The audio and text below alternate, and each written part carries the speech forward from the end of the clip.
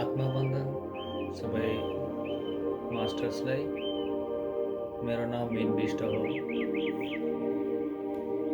आज यो स्वाध्यायको रेकर्डिङ गर्न गइरहेछौँ।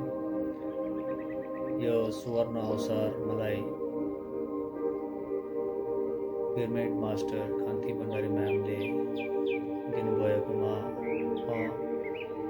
हृदयदेखि धेरै धेरै धन्यवाद दिन चाहन्छौँ र हाम्रा सबैका प्रेरणा स्रोत तथा पथ प्रदर्शक सम्मानीय ब्रह्मश्री पितामा सुभाष पत्रीजी सर, जसले हामीलाई यो सुन्दर बाटोतिर अग्रसर हुन प्रेरणा दिनुभएको छ। उहाँलाई पनि हृदयदेखि धन्यवाद दिन चाहन्छौँ। आजको स्वाध्यायको किताबको नाम अमृत बिन्दु हो।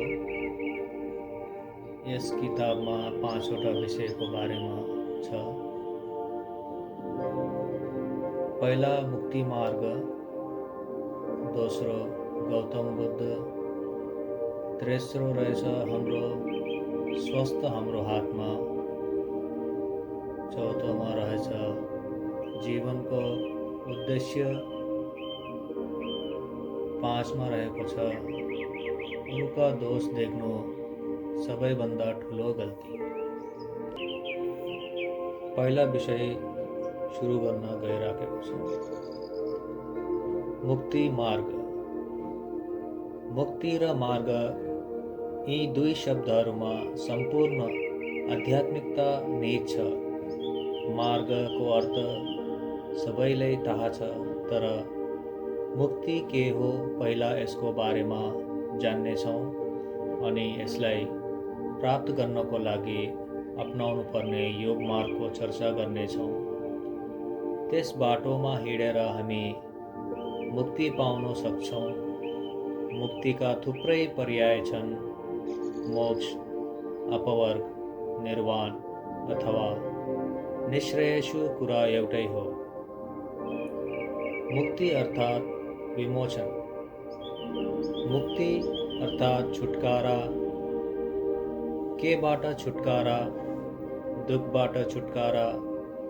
मनुष्यलाई सधैँ सुखपूर्वक जीवन जिउनु छ।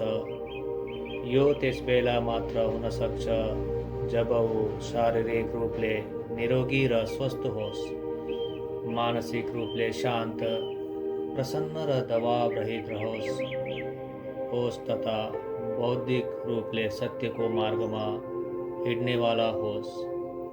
यदि उसको बुद्धि सत्य मार्गमा हिँड्दैन भने मनका विचारहरू पनि मिल्न हुन पुग्छन् र यसरी जीवन दुःखमय हुन सक्छ। यस दुःखबाट छुटकारा पाउनु नै मुक्ति हो। शारीरिक रोगबाट मुक्ति मिलोस्, मानसिक रोग, तनाव, भय तथा दबावबाट मुक्ति मिलोस् र बुद्धि सम्यक चिन्तन गरोस्, अनि मात्रै साँचो अर्थमा मुक्ति प्राप्त हुन सक्छ। एउटा साधारण बुद्धिलाई थाहा हुँदैन कि हामी यस संसारमा किन आएका हौँ, हाम्रो जीवनको लक्ष्य के हो, किनकि उसलाई सत्यको ज्ञान छैन। यस अज्ञानबाट निस्केर सत्यलाई स्थायी रूपले जान्नु अति आवश्यक छ। जान्नु, त्यो पनि स्थायी रूपले जान्नु छ। आज जानेको कुरा भोलि बिर्सन गरेर जानेको केही काम छैन। जब तन, मन र बुद्धि सधैँका लागि शुद्ध हुन्छन् अनि बल्ल मुक्त मिल्छ, नत्र भने जीवन फेरि दुःखग्रस्त हुन पुग्दछ। यसरी 3 किसिमका दुःखबाट पाइने मुक्ति नै साँचो मुक्ति हो। महर्षि कपिलले भन्नुभएको छ, 3 प्रकारका दुःखबाट छुटकारा पाउनु नै साँचो मोक्ष हो। भगवद् गीतामा श्री कृष्णले भन्नुभएको छ, त्रैगुण्य विषय वेदा निस्त्रैगुण्यो भवार्जुना निर्द्वन्द्वो नित्य सत्वस्थो निरोग्यक्षेमा आत्मवान। अर्थात हे अर्जुन, सबै वेद तीनवटा गुणहरूको कार्यरूप संसारको विषय गराउनेवाला हुन्। त्यसैले तिमी असंसारी गुण रहित अर्थात निष्काम बन। श्री कृष्ण अर्जुनलाई तीनवटा गुणहरू अथवा दुखबाट मुक्त पाउने उपदेश दिनुहुन्छ। शारीरिक रोग तमोगुणको दोष हो, मानसिक रोग रजोगुणको दोष हो र बौद्धिक रोग सात्विक गुणको दोष हो। हामीलाई यी सबैबाट छुटकारा पाउनु छ, अनि मात्रै हामी मुक्त हुनेछौँ र दुःखहरूबाट पनि छुटकारा पाउनेछौँ। दुःख कहिल्यै नरहनु। मनुष्यले कुनै पनि किसिमको दुःखलाई आफ्नो जीवनमा बाँकी राख्नु हुँदैन। शारीरिक, मानसिक र बौद्धिक सबै दुःखबाट मुक्त हुनुपर्छ। टाउकाको दुखाइदेखि लिएर क्यान्सरसम्म कुनै पनि रोग उसको जीवनमा नहोस्। कुनै तनाव, अभाव, दबाव, चिन्ता, भय अथवा अवसादले उसलाई मानसिक कष्ट नदेऊ। बुद्धि एकाग्र रहोस्, स्मृति बनिरहोस्, पछिल्ला जन्मको सम्झना होस्, यही मोक्ष हो। पहिला भने जस्तै मोक्ष, निश्रेयसु, अपवर्ग, निर्वाण या मुक्ति यी सबै पर्यायवाची हुन्। ईसा मसीहले पनि यस कुरालाई यसरी भन्नुभएको छ, Seek ye the kingdom of God and His righteousness first, then all the things will be added to you. सब थोक मिल्नेछ भन्नुको अर्थ नै दुःखबाट मुक्ति हो। शरीर स्वस्थ र निरोगी, मन स्वस्थ र पवित्र साथै सम्पूर्ण सुबुद्धि सबै थोक पाउनु भनेको यही नै हो। स्थायी रूपले दुःखहरूबाट छुटकारा पाउनु नै मुक्ति हो। निर्वाण, परिनिर्वाण, महापरिनिर्वाण। आज हामी मुक्तिको अलावा दुईटा अन्य शब्दहरूको बारेमा पनि जान्नेछौँ। ती हुन् परिमुक्ति र महापरिमुक्ति। यसलाई महात्मा बुद्ध परिनिर्वाण र महापरिनिर्वाण भन्नुहुन्छ। निर्वाण अर्थात दुःख रहित हुने स्थिति, परिनिर्वाण ठुला दुःखबाट दुःख रहित हुने स्थिति, महापरिनिर्वाण अर्थात धेरै ठुला दुःखबाट दुःख रहित हुने अवस्था। आज हामी निर्वाण, परिनिर्वाण तथा महापरिनिर्वाण अर्थात मुक्ति, परिमुक्ति तथा महापरिमुक्ति यी तीन विषयको बारेमा चर्चा गर्नेछौँ। यदि हामीले जीवनमा शारीरिक तथा मानसिक व्याधिहरूबाट छुटकारा पाएर सद्बुद्धि पाए भने हामीले मुक्ति पाए सरह हुन्छ। तर जो व्यक्ति केवल आफूलाई मात्र नभएर छिमेकीलाई, आफ्नो वारपारका सबैलाई सुख दिनको लागि प्रयास गरिरहन्छ, उसले परिनिर्वाण प्राप्त गर्नेछ र जसले मानव मात्रको कष्टको अन्त्य गरेर विश्वमा सुख बाँड्ने काम गर्छ, त्यो महापरिनिर्वाणको अधिकारी हुनेछ। सम्पूर्ण विश्वको दुःखलाई मेटाएर मात्रै उसले सुख प्राप्त गर्छ। आफ्नो व्यक्तिगत जीवन दुःखरहित बनायो भने मुक्ति, वरपरका व्यक्तिहरूको जीवनलाई दुःखरहित बनायो भने परिमुक्ति र समस्त विश्वको दुःखको अन्त्य गर्नाले महापरिमुक्ति प्राप्त हुन्छ। आफूले जानेका सिकेको कुरा आफूसम्म मात्र सीमित नराखेर सबैलाई सिकाउन तीर्थकर गोत्रबन्ध कहलिन्छ। तीर्थकर अर्थात शिक्षक। शिक्षकले अरूलाई शिक्षा दिएन भने ऊ दुखी रहन्छ। जो कुरा तपाईलाई थाहा छ त्यसलाई सारा विश्वलाई बताउनु नै महापरिनिर्वाण हो।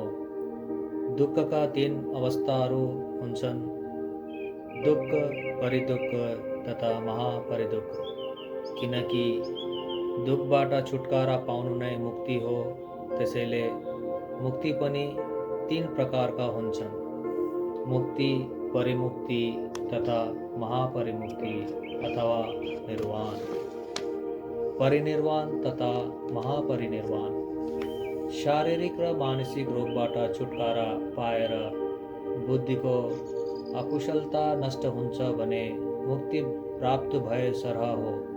यो भन्दा माथि यदि हामी आफ्ना छिमेकी तथा वरपरका व्यक्तिहरूको दुःख दूर गर्न सक्छौँ भने हामीले परिमुक्ति प्राप्त गर्छौँ र यदि सम्पूर्ण संसारलाई मुक्तिको मार्गमा प्रवेश गराउन सकियो र यस काममा समर्पित भएर लाग्छौँ भने हामीले महापरिमुक्ति प्राप्त गर्न सक्छौँ। आफ्नो दुःखबाट छुटकारा पाएर हामी अरिहन्त हुन्छौँ। अरि अर्थात् शत्रु, हन्त अर्थात् मार्नेवाला। अरिहन्त आफूभित्रका छवटा विकार, काम, क्रोध, लोभ, मोह, मद, मत्सरलाई जसले मारिदिएको छ, जति सकेको छ त्यति अरिहन्त हो। जो व्यक्ति यो विजय प्राप्त गर्नको लागि आफ्ना साथीभाइ, सम्बन्धी र छिमेकीहरूलाई पनि प्रेरित गर्छ, त्यो व्यक्ति बोधिसत्व कहलिन्छ। जसले समस्त विश्वलाई त्यो सबै कुरा सिकाउन जिम्मेदारी लिन्छ, त्यो बुद्ध हो। मुक्ति पाउनेवाला अरिहन्त, परिमुक्ति पाउनेवाला बोधिसत्व र महापरिमुक्त र महापरिनिर्वाण पाउनेवाला व्यक्ति बुद्ध हो। यसै कुरालाई दोस्रो शब्दमा भन्नुपर्दा आफूभित्रका षड्रिपुलाई नष्ट गर्नेवाला अरिहन्त अन्य व्यक्तिहरूलाई यो बाटोमा हिँड्नको लागि प्रेरित गर्ने बोधिसत्व तथा जगतलाई गुरु बनेर बाटो देखाउनेवाला र सबैका दुःख दूर गर्नेवाला व्यक्ति बुद्ध कहलिन्छ। यही नै बुद्ध स्थिति, महानिर्वाण स्थिति या महापरिमुक्ति स्थिति हो। पिरामिड स्पिरिचुअल सोसाइटी मास्टरहरू सबै बुद्ध हुन्, किनकि उनीहरू सम्पूर्ण विश्वको दुःख समाप्त गर्नको लागि प्रयास गरिरहेका छन्। साधना नै मुक्तिको मार्ग हो। ध्यान साधनाद्वारा नै मुक्ति प्राप्त हुन्छ। यसको साथसाथै हामीले स्वाध्याय साधना पनि गर्नुपर्दछ। अनेक विद्वान तथा गुरुहरूद्वारा लेखिएका किताबहरूलाई पढ्नुपर्छ। आध्यात्मिक गुरुद्वारा लेखिएका किताबबाट ज्ञान अर्जित गर्नुपर्छ। वेदव्यास, वाल्मीकि, आचार्य रजनीश, लोपसङ राम्पा, एनी बिसेन्ट, परमहंसा योगानन्द, स्वामी रामा जस्ता विभूतिहरूको रचनालाई पढ्नु ज्ञान साधना हो। सबै पिरामिड मास्टर्स ज्ञानी र ध्यानी छन्। उनीहरूका ध्यान अनुभव सुन्नु अर्थात् सज्जनको सङ्गतिमा बसेर लाभ प्राप्त गर्नु, यो सज्जन साङ्गत्य साधना हो। यस प्रकार साधना तीन प्रकारको हुन्छ, ध्यान साधना, स्वाध्याय साधना तथा सज्जन साङ्गत्य साधना। यिनलाई अपनाउनु नै मुक्ति मार्गमा हिँड्नु हो। यस बाटोमा हिँड्नाले हामीलाई कसरी व्यवहार गर्ने, के खाने, के पिउने, कसरी कुरा गर्ने, सोच्ने, यो सबै कुराका सहजै ज्ञान हुन थाल्छ र हाम्रो सोच आफै शुद्ध निर्मल हुँदै जान्छ। यस साधना मार्गलाई नै हामी मुक्ति मार्ग भन्दछौँ। साधना गर्यो भने मुक्ति प्राप्त हुन्छ, गरेन भने प्राप्त हुँदैन। यही साधनालाई हामीलाई कष्टहरूबाट मुक्ति दिलाउँछ। धन्यवाद आत्मीयजन। यो मुक्ति मार्गको पहिला भाग हो। दोस्रो भाग अब अर्को रेकर्डिङ गरेर त्यसमा कन्टिन्यू गर्नेछौँ। सुन्नुभएको सबै आत्मीयजनलाई धेरै धेरै धन्यवाद।